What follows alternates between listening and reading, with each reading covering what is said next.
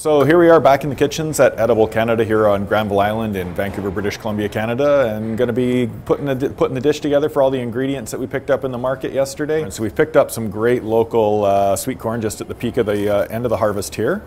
First off, we're going to just take the corn off of the husks and using a nice sharp knife, just feel your way across the cob, making sure you don't take off too much of the cob and just getting the little niblets off of it. If you get too much of the cob, you end up with a real starchy corn piece. So we're gonna get our pan going here, just over a little medium-high heat. We're gonna pop in some butter, get that melting. And in with that, we're gonna pop our corn. We're gonna put in a little bit of shallot. Get this cooking going nice and warm. A little bit of salt, a little bit of pepper. We're going to put in a little bit of whipping cream.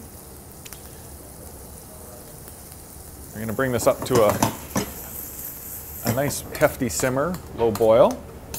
We've got some nice smoked chipotle chilies. The more chili you add, the more heat you're going to get. I'm going to let this do its thing. This is now going to cook for about 5 minutes. We're going to let the corn just soften up. You don't want to overcook it.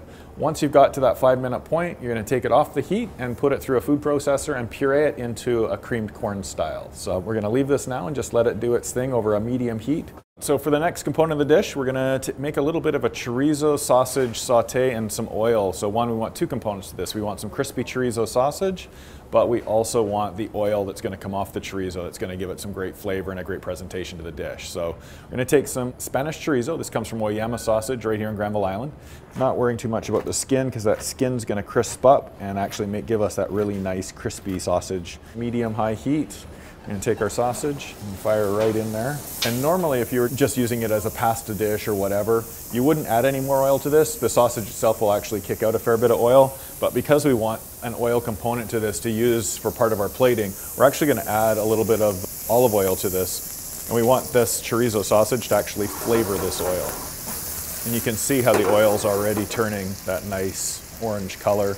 It's extracting all of those spices and flavors from the sausage. So once we get it to the point where the sausage is starting to crisp up, what we'll do is we'll actually take this off the heat, put it to the side, let it rest, and literally just sit there and infuse those flavors into that oil so that when we do go to final plating, we've got a nice warm oil, some nice crispy sausage, and we're ready to go. So now that we've got our corn puree done, our chorizo sausage done, we're going to move on to the actual scallop component of the dish because we're going to teach you how to cook a scallop the perfect way so you'll never overcook a scallop again. We've got 4 scallops from Qualicum Beach. They're politely hidden below some paper towel, and the reason we do this is because we actually want to dry out our scallops as much as possible. So these have actually been on paper towel for about 6 hours now. You want to try and suck out every ounce of moisture you can out of your scallop. When you do this, you actually end up with scallops that will cook way better. The other thing you want to look for with your scallops is this muscle on the end. This is actually where the scallop attaches to the shell, and this is what is really rubbery and chewy. So you actually want to take off just that little bit of the scallop. We're going to just really quickly season these. A little bit of sea salt. This comes from Qualicum Beach again on Vancouver Island. Guy actually goes out into the ocean and harvests it by hand. And then a little bit of pepper. So we're just going to season them up. When you're looking at your scallops like this, the most important thing you want to look for is that they don't smell. Or they shouldn't have a fishy odor to them. They should just be nice and fresh, nice and plump. Got a pan over here going on a nice medium-high heat. I'm going to add a little bit of olive oil. You can see how hot this pan is. We're actually going to remove it from the heat and add our scallops in here. Secret with scallops is don't overcrowd the pan. We're only going to cook them on one side. So we're going to put our scallops back on the heat here, and we're going to just turn down the heat a little bit, and you'll be able to see how quickly these will crust up. Make sure your pan's not too hot, but as long as your scallops are dry, you got a nice hot oil in there, you're going to get this great caramelization. Again, you can see getting that nice crust on it. The nice thing with scallops is they're absolutely fantastic raw. So all we want to do is literally heat the meat through. So now that we've got those nice crusts on there, we're going to just take this, take it off the heat, and let the heat of the pan finish cooking it. So that heat of that pan is going to come up through the scallops and just warm the meat, but without overcooking the scallops. So we're literally just going to leave those in a nice hot pan and let them do their thing. Same thing goes for salmon, other seafoods. You can really get a really nice cook on a piece of fish by only cooking it on one side and letting the heat of the pan transfer up through. And as long as you're choosing really fresh seafood, you're going to be thrilled with the results. Just going to move into our tomato salad now. Heirloom tomatoes are absolutely amazing. Unlike most hothouse or tomatoes that you see nowadays in the supermarkets, if you actually take the seeds from an heirloom tomato, it will actually germinate and regrow.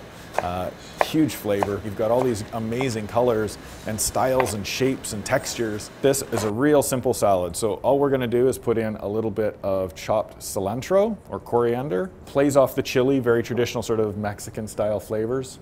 A little bit of salt, a little bit of pepper, a little bit of chopped shallot, a little bit of olive oil, and a little bit of rice wine vinegar just to give it a little bit of acid.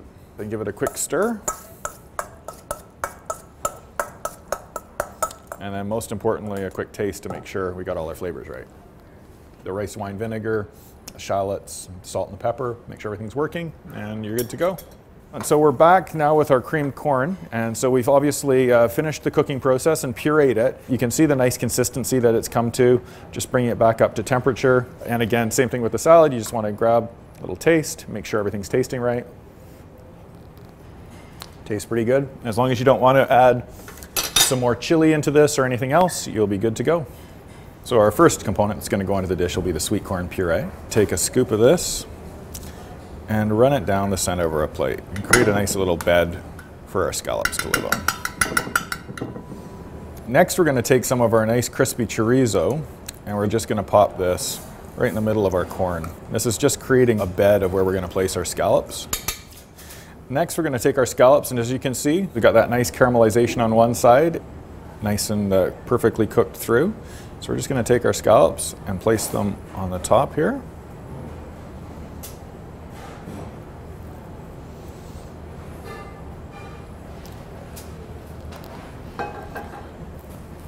Now we're going to add our tomato salad. We're just going to take our salad down the side of the plate here. And we're going to go back to our chorizo oil and just drizzle it around the plate. So you get that nice color from the oil, a little bit of flavor, chopped cilantro over the top just to give it some color, and you're good to go.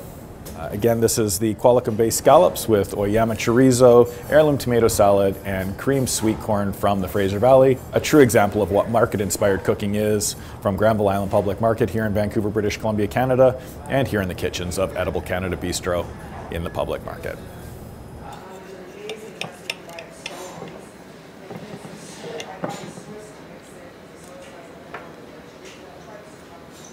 It's really nice.